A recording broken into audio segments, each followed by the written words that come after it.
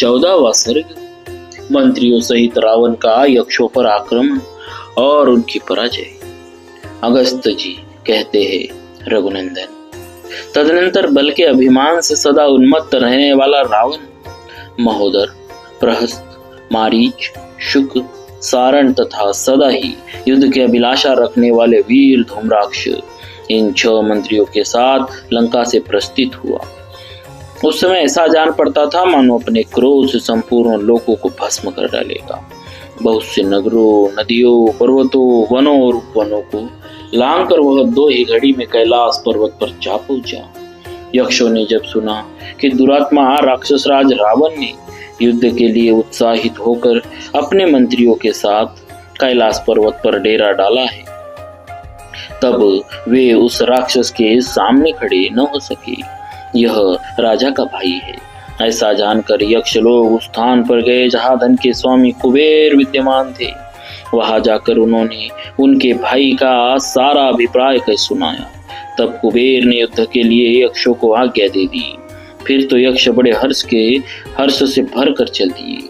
उस समय यक्षराज की सेनाएं समुद्र के समान क्षुब्ध हो उठी। उनके वेग से वह पर्वत हिलता सा जान पड़ता था। तदनंतर यक्षों और राक्षसों में घमासान युद्ध छिड़ गया। वहां रावण के वे सचिव व्यतीत हो उठे।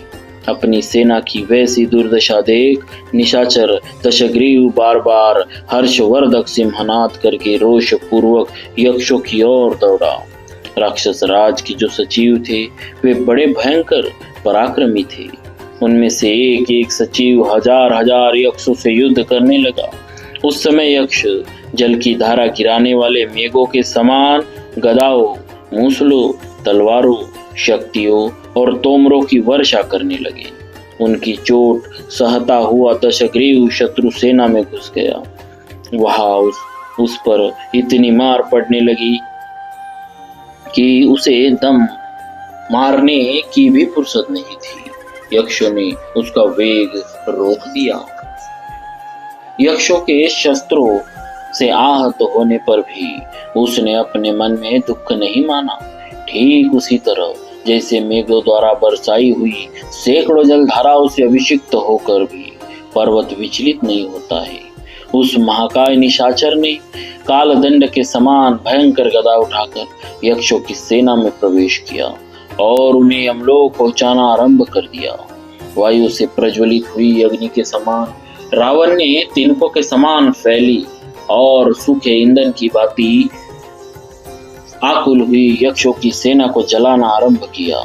जैसे हवा बादलों को उड़ा देती है, उसी तरह उन महोदर और शुक आदि महामंत्रियों ने वहां यक्षों का संहार कर डाला। अब वे थोड़ी ही संख्या में बचे रहे। कितने ही यक्ष शस्त्रों के आघात से अंग भंग हो जाने के कारण सम्रांगण में धराशायी हो गए। कितने ही रणभूमि में कुपित हो अपने तीखे दांतों से ओठ दबाए हुए थे। कोई थक कर एक दूसरे से लिपट गए।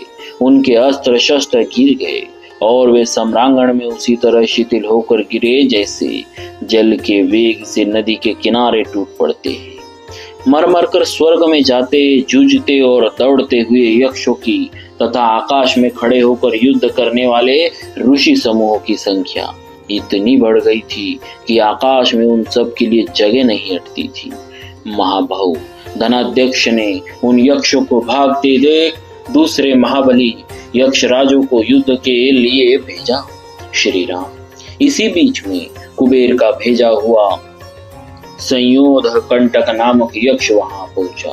उसके साथ बहुत सी सेना और सवारियां थी। उसने आते ही भगवान विष्णु की भांति चक्र से रणभूमि में मारीच पर प्रहार किया।